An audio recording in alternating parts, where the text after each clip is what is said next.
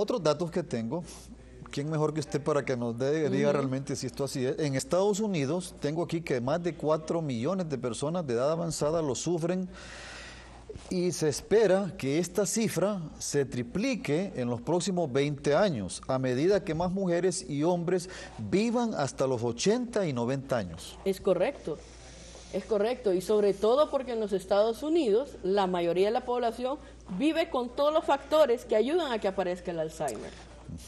Por ejemplo, este tipo de grasa que es susceptible de ser derretido y luego vuelve al estado sólido, Sí.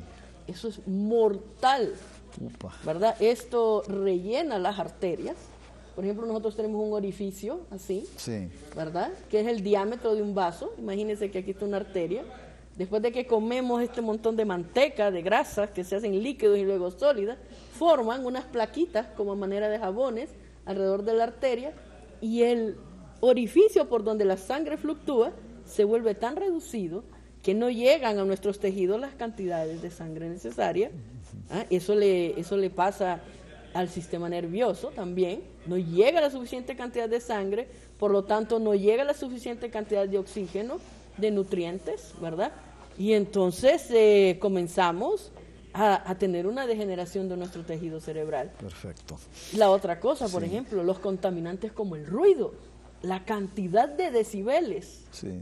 ¿verdad? Que ¿Eso también afecta? claro, nuestros padres no Interesante. estaban susceptibles a esas Sí, enormes sí, cantidades sí. de decibeles, ni a ahora lo radiaciones, como estamos ni ahora, a ¿no? gases tóxicos, Sí. nunca sufrieron hoyos en la capa de ozono, Sí. ¿verdad? Estaban libres de todo este montón de contaminantes que ayudan a degenerar, ¿verdad?, los tejidos del organismo humano. Perfecto. Bueno, pues vamos a hacer una pausa, ¿verdad? Y seguiremos hablando. Estimados televidentes, es un tema tremendamente importante que tenemos que ponerle atención. Vamos a hablar de cambios de conducta en las personas con esta enfermedad, los costos, lo que significa los costos, lo que cuestan las medicinas y lo difícil que es llevar precisamente un control de esta enfermedad, síntomas y muchas preguntas que tenemos, yo me incluyo, al igual que ustedes, tenemos muchas. Y ya vamos a poner un teléfono en el siguiente segmento ya para que ustedes puedan llamarnos y hacer las consultas que ustedes quieran aquí con la licenciada Patricia McKay. Ya regresamos en confianza.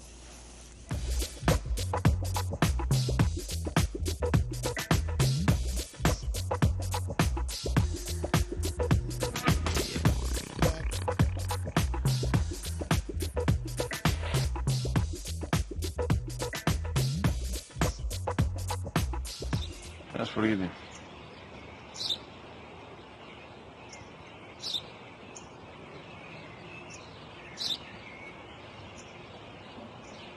Τι είναι αυτό? Μόλις τώρα στο πατέρα, Ασπουργίτη είναι.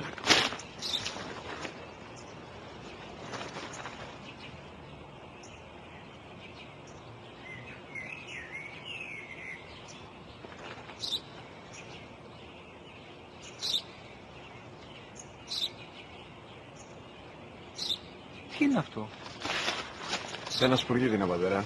Ένα σπουργίτη. Σπου-γι-τι!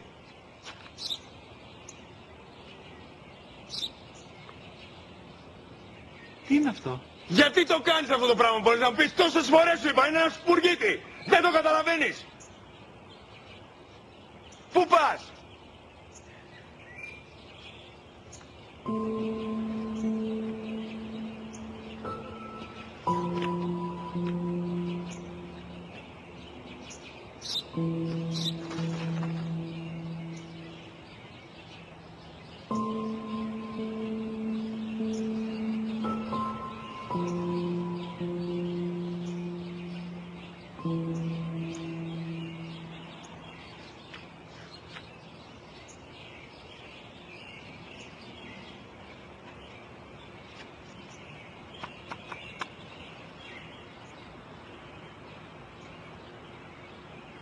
Δυνατά.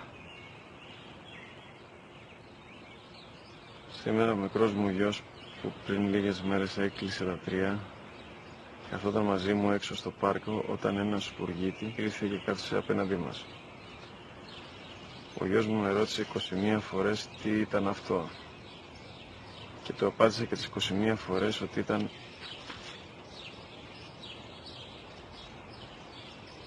ένα σπουργίτη. Τον αγκάλιασα τρυφερά και τις 21 φορές που μου έκανε την ίδια ερώτηση, ξανά και ξανά, χωρίς να εκνευριστώ, νιώθοντας στοργή για το αθώο μου αγοράκι.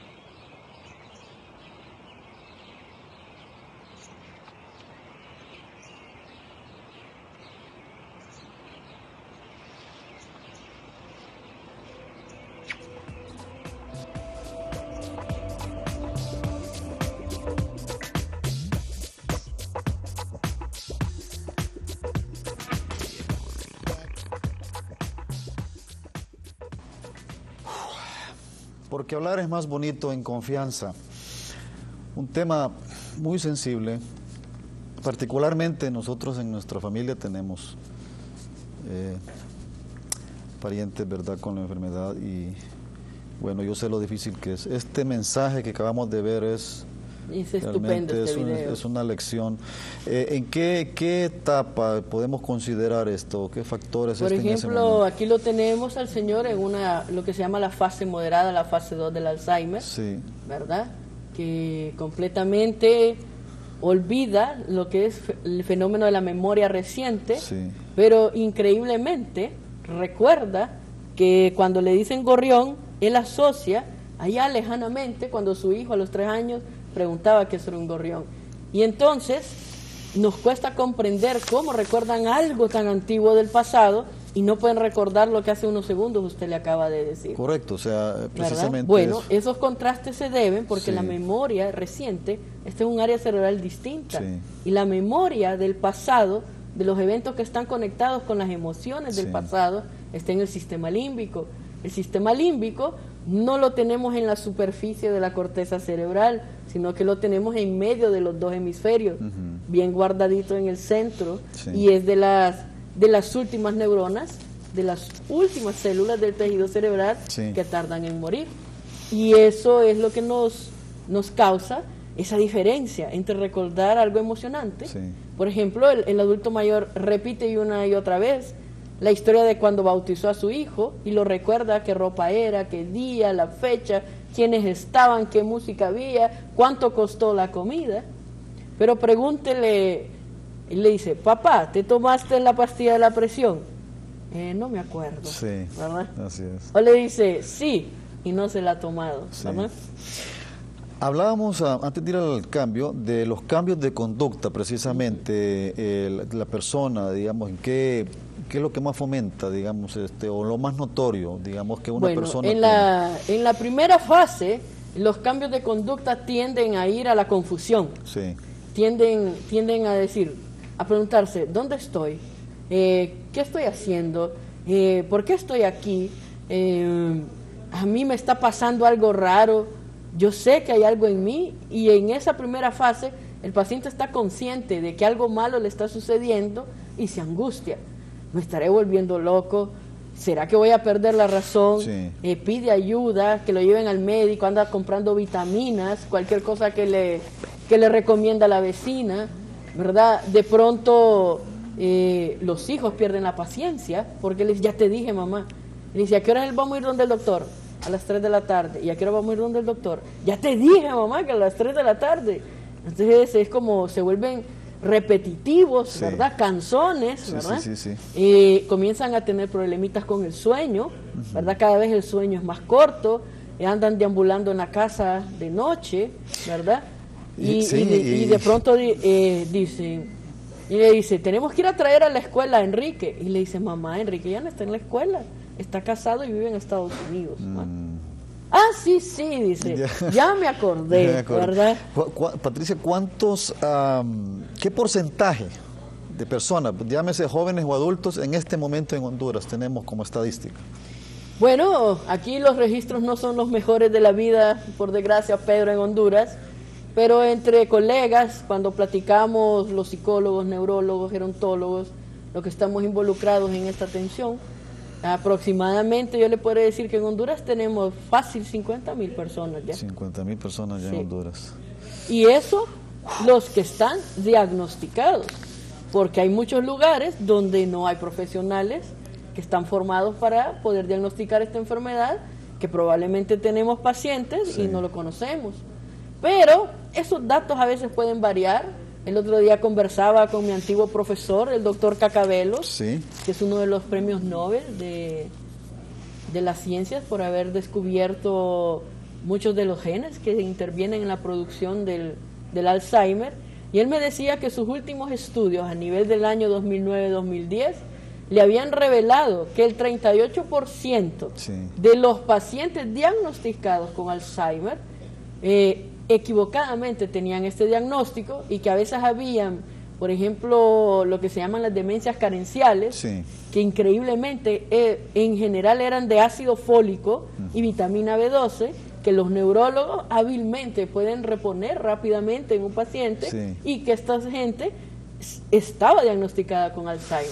Entonces las estadísticas de Alzheimer, con todas estas características, a veces no son las más precisas, pero yo le puedo decir un aproximado de unas 50.000, 54.000 personas en Honduras, en este momento que usted y yo conversamos, están en alguna fase de Alzheimer.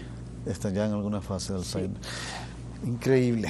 Bueno, estimados televidentes, vamos a colocar en este momento ya el teléfono, número de teléfono con el cual ustedes pueden marcar ya desde este momento para hacerle las consultas a nuestra invitada de lujo, ¿verdad? Para que puedan, pues, saber, o ustedes quieran, qué sé yo, decir, bueno, tengo un pariente en este momento en tal fase, ¿qué necesito hacer? Porque esto también no solo es para los que de repente ya lo tienen, a familiares que tienen esta mal, sino para los que también de alguna manera podemos llegar a prevenir, ¿no? Claro que sí. De alguna manera. Entonces, hay miles de consultas. El tiempo es muy corto. Por favor, llamadas breves, consultas breves, y de la misma manera nuestra invitada hará la respuesta breves para tener muchas llamadas. Ya tenemos la primera. Bienvenida a En Confianza. Buenas noches. Su pregunta. Buenas noches. Buenas noches. Antes que nada, saludar a la licenciada Macá. Yo fui su alumna con muchísimo orgullo en la Universidad Nacional Autónoma, y decirle que siempre la recuerdo con inmenso cariño y con gran admiración. Y quería preguntarle cuáles son los síntomas primarios que pueden a uno hacerle llegar a descubrir que su pariente mayor comienza un Alzheimer. Increíble pregunta, muy bueno. Fíjese bien, primero vamos a comenzar a observar que el adulto mayor comienza a sustituir palabras.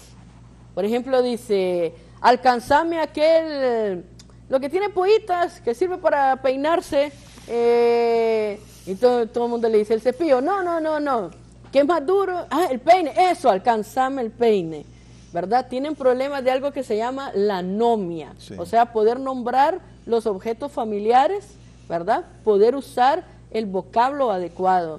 Por ejemplo, dice, entonces, voy ayer, mamá, fuiste ayer, no, voy ayer, voy por, ¿verdad? Y entonces comenzamos a ver que hay una sustitución de palabras, el lenguaje ya no se está usando tan adecuadamente como antes, y no podemos nombrar los objetos. Ese es un primer llamado. El segundo, los pequeños olvidos. Se regresan a ver si apagaron la estufa 3, 4 veces, ¿verdad? Y los familiares están en el carro, ay mamá, por favor, apúrese. No, espérate, es que dejé la estufa prendida, ya la apagó, le dice. No, mejor prevenir que lamentar. Voy a bajarme y voy a revisar de nuevo, ¿verdad? Hasta que aseguran. Estos olvidos, ¿verdad? Son un otro punto que nos pueden dar la alarma. Tercero, el estado de confusión, olvidar dónde estamos, ¿verdad? Con quiénes estamos, para qué estamos en ese lugar, ¿verdad? La repitencia de una historia una y otra vez, ¿verdad? Y habiendo olvidado a la persona que recientemente la acaba de contar. Creo que esas son las primeras llamadas de atención. Excelente. Tenemos otra llamada. Vamos a